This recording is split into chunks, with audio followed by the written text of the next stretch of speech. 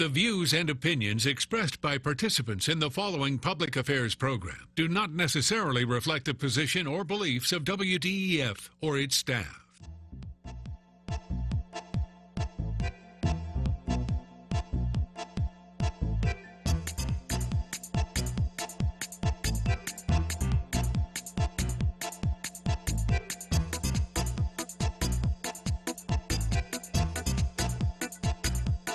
Since 1954, this is Point of View, the world record-holding public affairs program produced locally at WDEF News 12. Hello, I'm Maurice Lewis, and thank you very much for joining us for this edition of Point of View. We're in Chattanooga, Tennessee, so how appropriate would it be to start off today's program with the term Southern hospitality? And who else better to illustrate that? Tanisha Irving, you have been the ultimate hostess for Southern hospitality, but you're also doing it professionally. Tell us a little bit about what you do and why we invited you here today. Sure, Maurice. Well, I serve as a regional director of marketing and sales for different hotel chains down I-75. And Southern hospitality is so important because it's all about making people feel at home when they're away from home. And I really, really enjoy the industry. I just have so much fun meeting people and exceeding their expectations. That's what it's all about. Well, when people come south, they have certain expectations. They think, well, it's a lot slower down here and everybody eats the same kind of food. That's a misnomer, isn't it? Definitely, and actually, especially for Chattanooga area, yourself included, we have a lot of people that are actually not from this area but have chosen to live here. So we have an eclectic group of people, so everyone doesn't fit that stereotype. What tipped you off that I wasn't born here? Is it the way I talk? I think it's the way you talk, the way you walk, like all of it, Maurice. But you know what, this has been an attraction. What attracted me and a whole lot of other people that have moved down here is that it's a great place for retirement. It's one of the top 10 destinations in the country. But when you flip that script on the other end, a lot of younger people are coming here because of the kind of jobs that are available, and they need places to stay when they come into town. Absolutely. In addition to that, we have a lot of citywide events that bring in travelers, such as Ironman that's coming up this fall, Head of the Hooch, Riverbend that's going on this summer, and it's an awesome event that does very well for the hospitality industry in the city. Last year alone, the city saw over $1 billion in tourism that came into the Chattanooga market, and that's awesome for the economy, and it's awesome for my line of work. For the hospitality industry, how important is it for you guys to stay up to date with the trends? What are people looking for in accommodations? It's constant. It's constant. I serve 4 different brands, so between Hilton, Marriott, IHG, Intercontinental Hotel Group, I'm sorry, they have to keep us constantly abreast of what's coming down the pipeline so that we can stay ahead of the curve. Well, public relations for some of the airline industry is at an all-time low for some of their patrons. What kind of things do you have to be particularly aware of in the hospitality industry for travelers who are coming in and out of Chattanooga? The main thing is just understanding their needs and being sensitive to them. Just always being aware that people are tired. You know, they don't want a lot of hassle. They want a seamless arrival and a seamless departure, and they want to be able to enjoy their stay. The worst thing that we want to experience in hospitality is someone that is unsatisfied. So information plays a big part, letting people know what's available. What kind of special arrangements do you make? It's not just the single traveler that comes here for business or for tourism. Families are coming through. Absolutely. So you have your transient people, the people that are just traveling on the highway, and they say, hey, I want to stop at this exit and take a rest, right? And then you have the people that are actually groups that are saying, hey, it's a family reunion, or of course, softball is huge in the Chattanooga area, so we have a lot of tournaments and teams that come in for that. And then in addition to that, we also have our corporate travelers who may just be salesmen or just travel in for audits or different training sessions with their jobs. So we see about 4 different travelers that come for different reasons. Okay, well, let's hone this in and bring it down a little bit more. I live here. So many other people live here.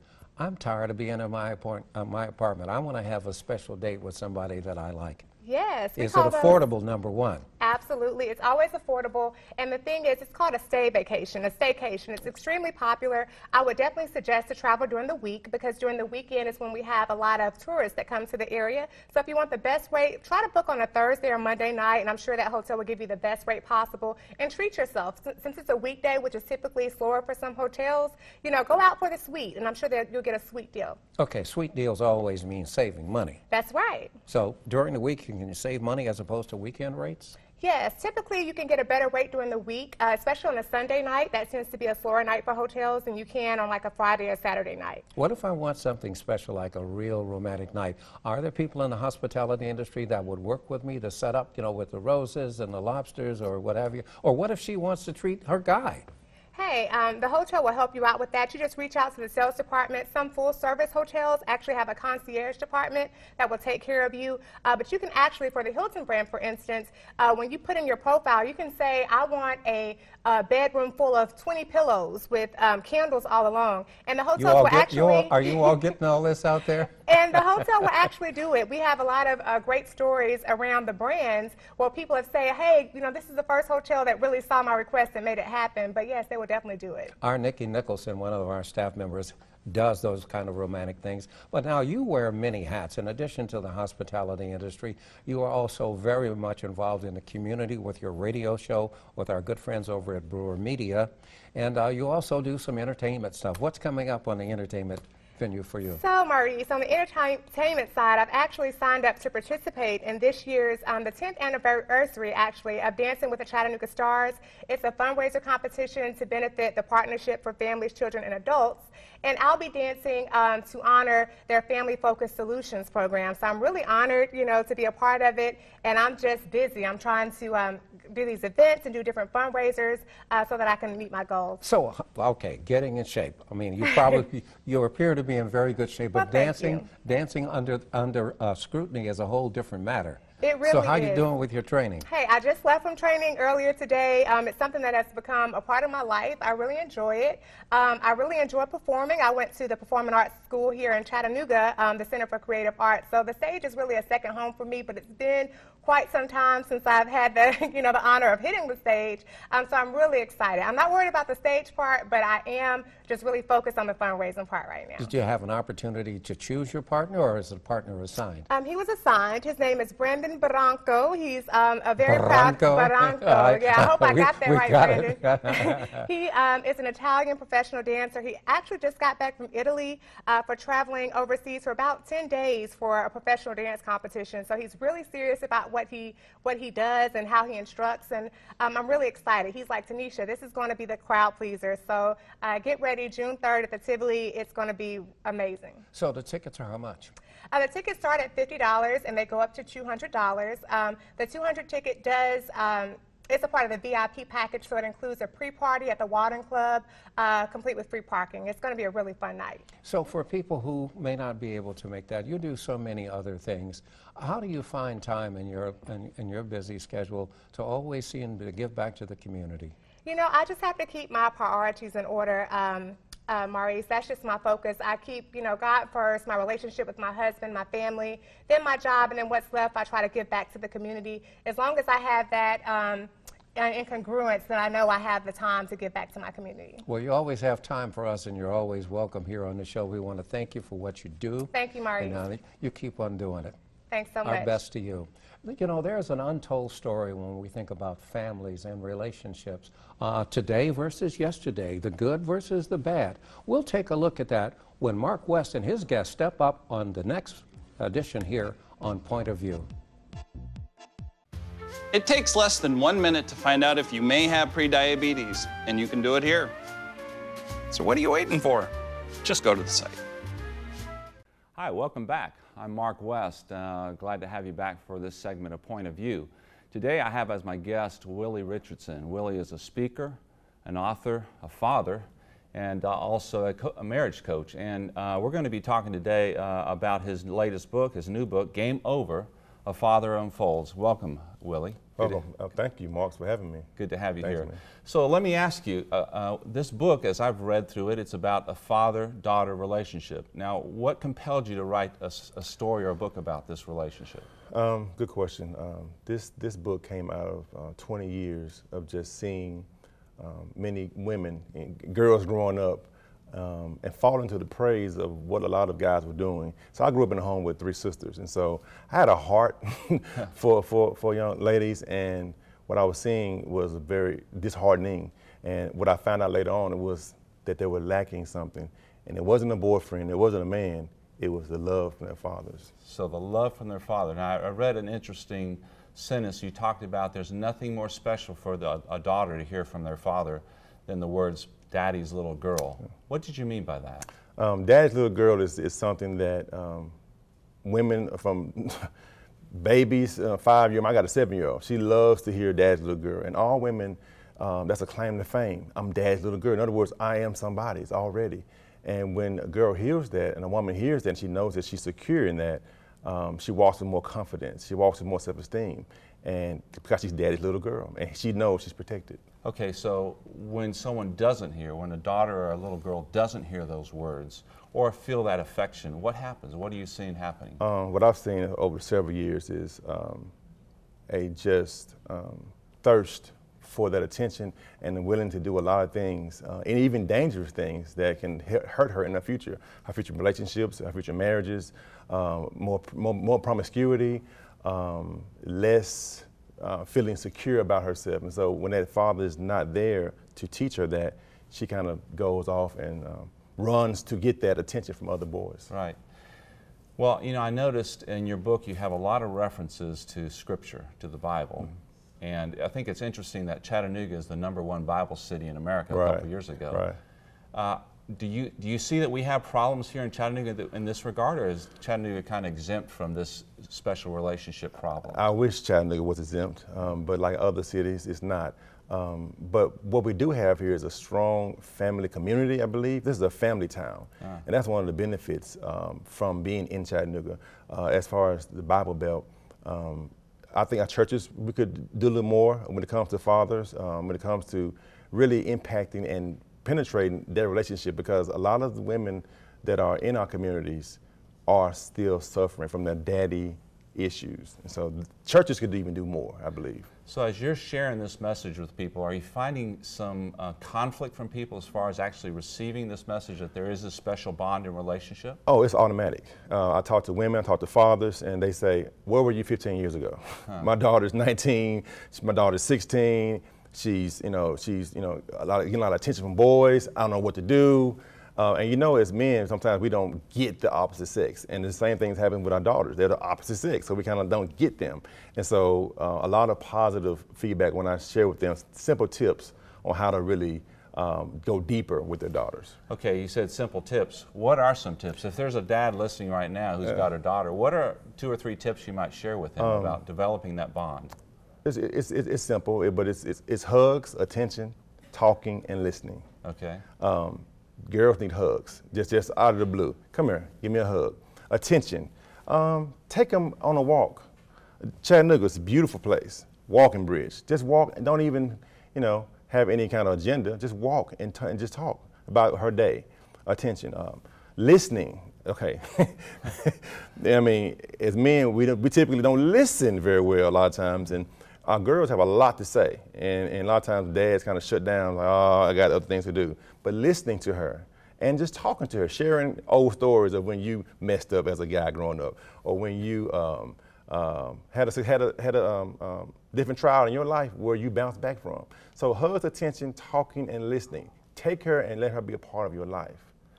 Okay, now I'm assuming you're talking about a father who has still a relatively young daughter, maybe even possibly into young teens. But what do you do when your daughter's mid to upper teens or even beyond, and that relationship was never done right from the start? Is there something you can do now? Oh my, great question, because I talk to a lot of dads, and the first thing they say is, oh, my daughter's grown and gone. And I try to remind them, I said, there's still things that you can do even as she's grown and gone.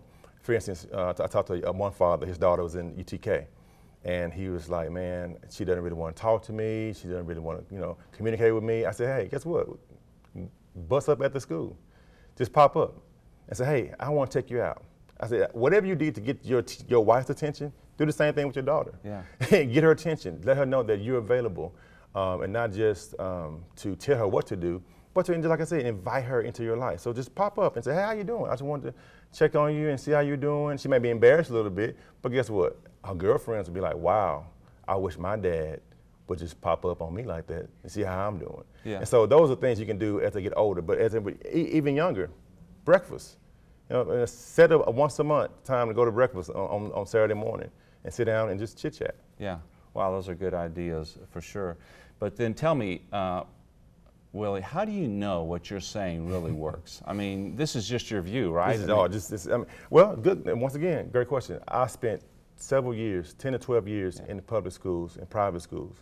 And I'm going to tell you something. I have a lot of secrets of a lot of girls telling me things that really broke my heart. And what I would tell them is, I would say, go home. This is what you do.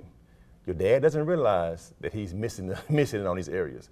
Go home and say, hey, Dad, I really want to talk to you. I really want to spend some time with you. Would you please just, maybe we can go out sometime? And guess what? The next day, they come to the class.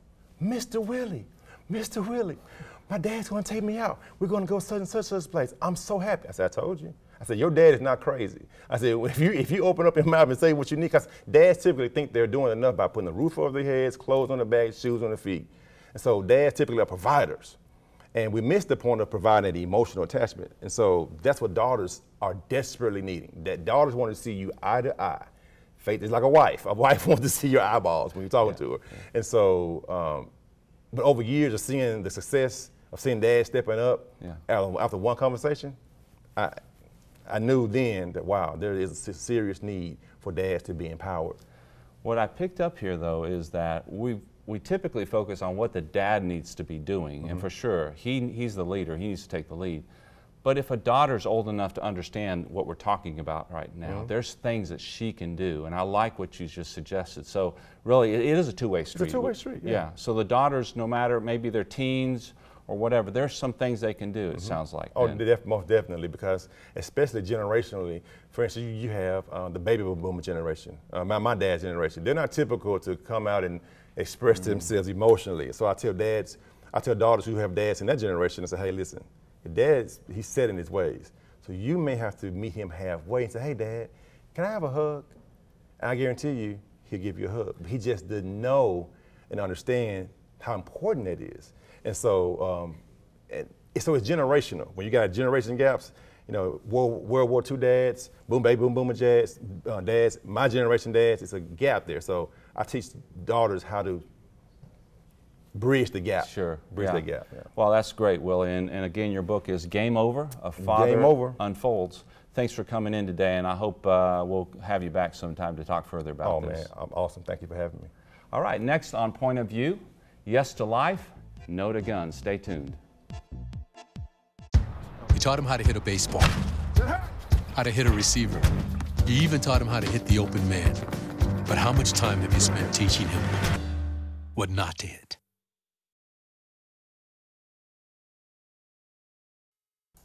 Hello, I'm Beverly Moultrie, and welcome to this edition of Point of View. If you've been watching the news, you may notice that gun violence has been top of mind in on every channel. Today's segment, we'll discuss solutions to gun violence. Let's welcome our guest, Sharon Loving, founder of Loving Life, the Project. Thank you for joining us, Sharon. Thank you very much. What can you tell us about Loving Life, the Project? Loving Life, the Project got started here in Chattanooga last year in September, and we've continued to grow and evolve. We recently became a 501c3 organization, yes, and we are committed to ending senseless gun violence in all communities. And by senseless gun violence, we mean your emotions getting the best of you in a given moment, like road rage or domestic violence or situations that should be resolved otherwise, but you allow your emotions in the heat of the moment to take over and guide your actions. I see, so it could be any segment of the community or in anyone's community. Actually, that's true. Sometimes people think that it only happens in a certain place or area or zip code, but it can happen almost anywhere. You can be in your car, as I said, cut somebody off, they might cut you off. And believe it or not, it happens a lot because of social media. There are lots of reasons that we get to senseless gun violence. It could be a situation like we had recently at the Thomas & Betts plant, not far from here. Okay. A disgruntled employee was mad about his work situation. He left the workplace, he went home, he got a gun, he came back. He killed his 2 supervisors. They interviewed a family member who said it was senseless. So there are many ways that it could happen. Shooting random people for no obvious reason. It happens far too often. Well, thank you for sharing that and elaborating a little bit more on what senseless means, Sharon. Well, I'll tell you what, I'm really curious. How did you come up with the name for your organization? Well, my last name is Loving, but Loving Life portrays a mindset and an attitude and a state of being that we like to promote and hope that everyone will adopt. The divine in me looks for the divine in you. I love my life. I acknowledge and recognize the life and the value in you. Yes. So as opposed to taking life and ending life, it's about loving life, yours and mine. Beautiful. Well, thank you for explaining. Yes. Sharon, you know, gun violence is such a big problem. What motivated you to take on this huge initiative? It is a big problem, and it almost seems insurmountable, but Nelson Mandela said it always seems impossible until it's done. Yes, yes. So I got started because I saw case after case in the media about the shootings. And we've had enough. Yes. What initially got me going was the high-profile national cases like Dylan Roof, who went into a church in South Carolina on a Wednesday night and shot up parishioners who welcomed him there for no reason other than, according to some notes he had written, just based on their race.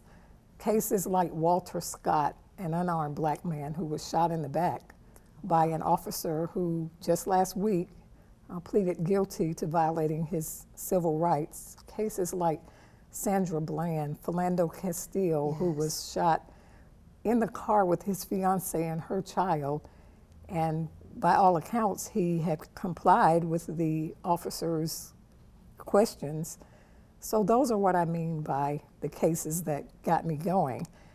And what I decided to do was take that outrage and anger and turn it into action. Oh, wow. Okay, so that's how your organization got started, is from that. Okay. Yes. So what I did too was try to take the emotion out of it and really base my actions going forward on some research and some real knowledge. So I began to dig into the whole case of senseless gun violence around the country, and I realized how many cases there are, how often it happens, but more importantly, I began to understand right here in Chattanooga that I had heard the headlines, but somehow hadn't appreciated in totality, hadn't stepped back from it enough to realize just how many cases there were. And how many cases have there been in Chattanooga?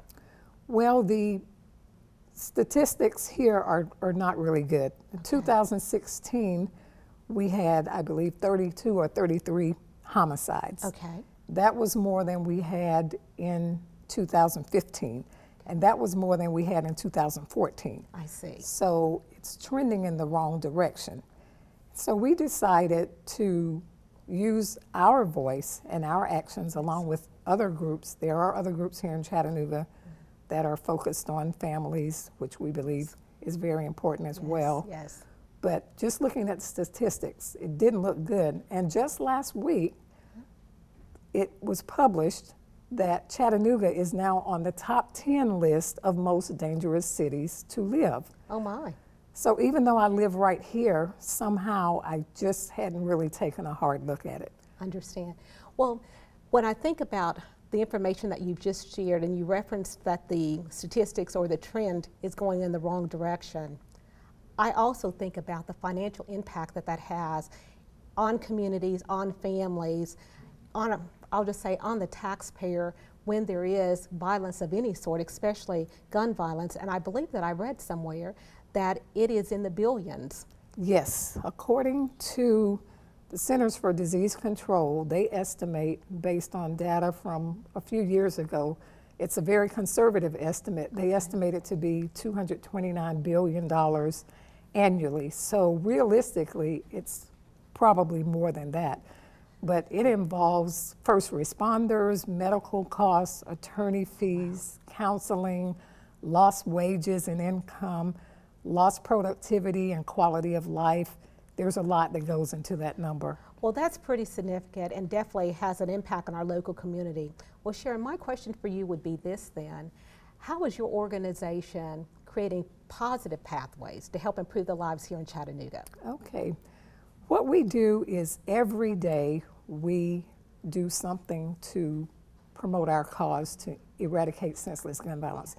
Every day, if nothing else, we are praying. We believe in the power of prayer, faith, and love to end this problem. We're also taking sensible actions to end it. But every day, if nothing else, we are praying about it. We have been in touch with several families that have been impacted by gun violence, and that's how we know the pain and the devastation and the scars that it leaves behind. It shatters families, it leaves people broken. There are several incidents where family members literally watched their loved ones gunned down, and they say they never really get over it. And we've had hundreds and hundreds of these cases recently over the last 10 to 15 years. Well, Sharon, if for the Chattanooga community, how can the community learn more about what you're doing? Okay, we are very social. Yes. We do have a daily plan that we do. Like I said, we pray. Anybody can pray about the problem. We wear white. We also have a website, Loving Life, the Project. We're on Twitter at Loving Project, and they can call us at 423-438-3474. Well, for Sharon, more information. Thank you so much for sharing talking about such a topical subject, and it's very timely. To make sure your favorite programs don't go away, tune in for the next edition of Point of View. I'm Beverly Moultrie. Thank you for joining us. Closed captioning provided by the following. Funding for this program is brought to you by Barnett & Company, specializing in tax-efficient strategies for the preservation and distribution of family wealth, offering continuous investment management with a focus on long-term strategies. Areas of service include investment, estate, education, and retirement planning. Barnett & Company, the power of compound returns over time. More information can be found on the web at barnettandcompany.com.